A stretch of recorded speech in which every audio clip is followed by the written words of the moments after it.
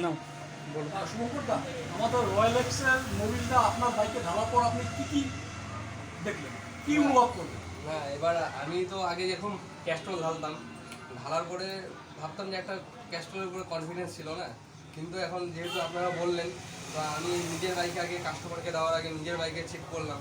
এখন আগে ক্যাস্ট্রল ঢালার পরে যেরকম হতো কি ব্যাপারটা, এখান থেকে জলপাইগুড়ি গেলে পরে ইঞ্জিন যখন গরম হতো দেখি ইঞ্জিনের সাউন্ড চেঞ্জ হয়ে যেত, কিন্তু আপনার এইটা ঢালার পরে দেখি গেলাম কোনো সাউন্ডে কোনো দেখি আরও ভালো আছে এর থেকে।